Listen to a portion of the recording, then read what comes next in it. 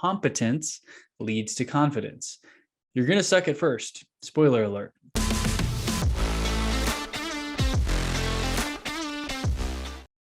Welcome to the Entrepreneur Motivation Podcast. I'm your host, Chris Bello. And today we're going to be talking about confidence and how to become more confident.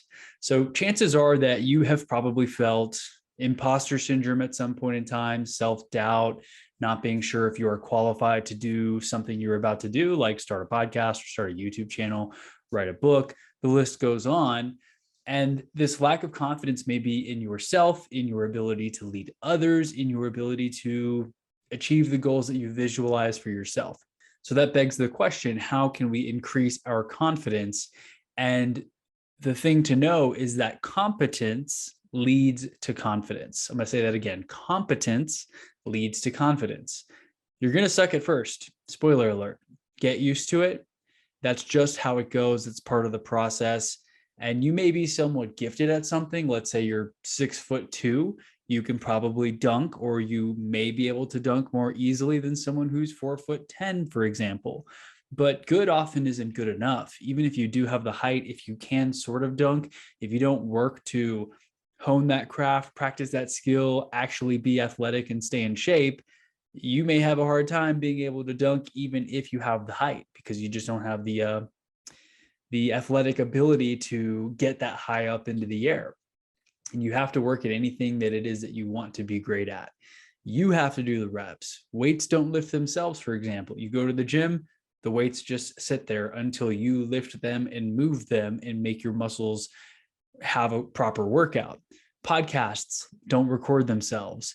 Business development doesn't just happen on autopilot. Either you have to go out there and make it happen, or you have to go train the right people and hire them onto your team to go make them happen. And this is a concept that I love hearing from people like Jocko. If you're familiar with Jocko, nobody is coming to save you. You have to make it happen. It ultimately is up to you, and you just got to go make it happen. And as you do the reps, you'll become more competent, because again, competence leads to confidence. You become so good at what it is that you do that you can't help but see results, right? And the results will then validate that you know your shit. You actually are an expert. So let me touch on this a little bit more. As you start something, you clearly don't really know what you're doing, or maybe you have a little bit of an idea, maybe you have a great mentor, but there's still going to be a learning curve when you get started. It's going to take some time, some practice. You have to do the reps, as the book Outliers, I believe, talks about. I forget the author's name, maybe Malcolm Gladwell. You hear about the 10,000 hours rule, that it takes about 10,000 hours to truly master something and become an expert at a certain craft. And so as you start to do that and put in your time and put in those 10,000 hours, you become more competent, which therefore leads to more confidence. There was a certain point in time in my journey as a real estate professional, for example, where I didn't know anything I was doing. I had no idea. I was questioning every step and every move that I was making.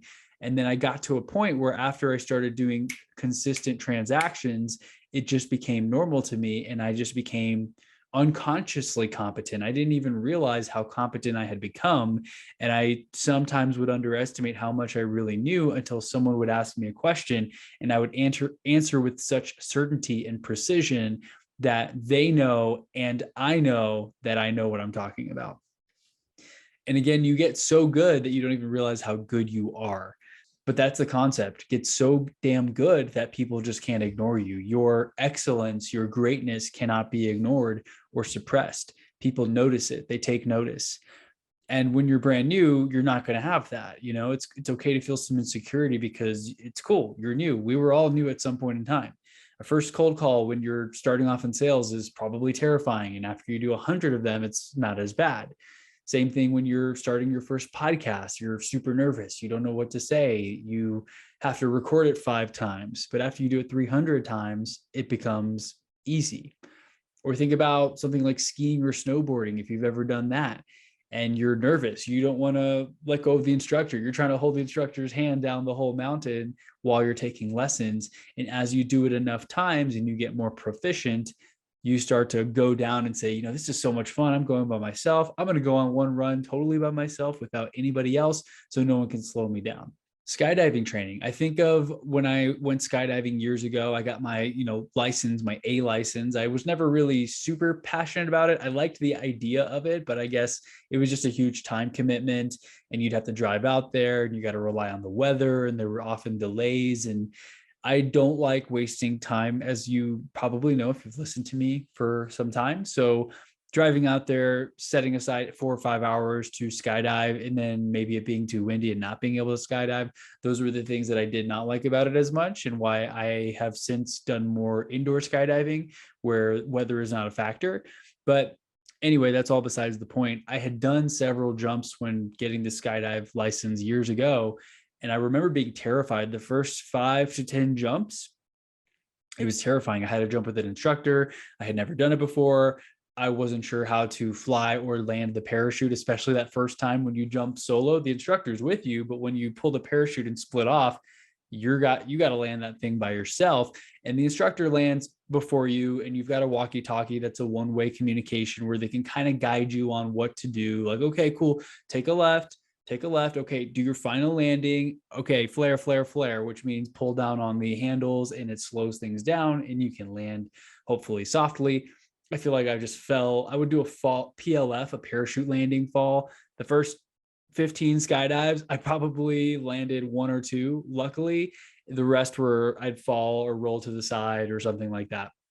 But by jumps 20 and 25, when I was about to do the graduation jumps, I was jumping out with a smile on my face. I was having fun. Like you could see it in the GoPro videos. I'd smile, I'd jump out, and I would enjoy the skydive because I had just done it enough times where I was no longer as nervous. I wasn't as scared. It became more routine to me.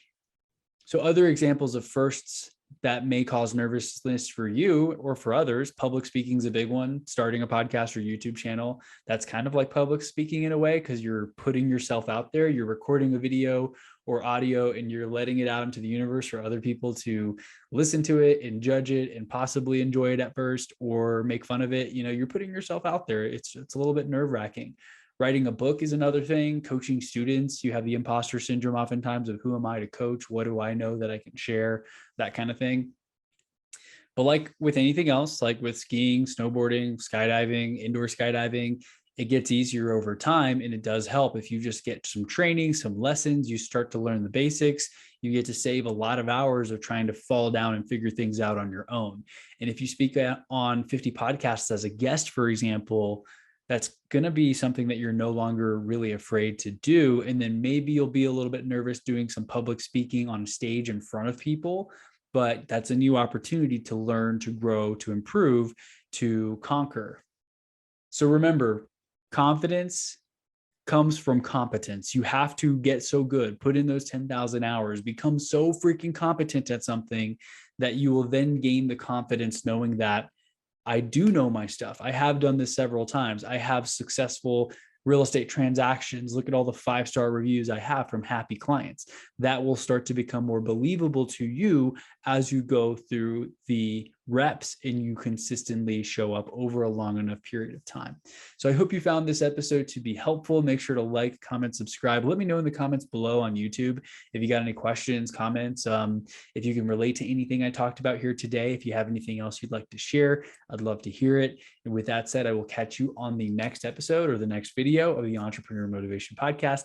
Thanks so much. See you soon.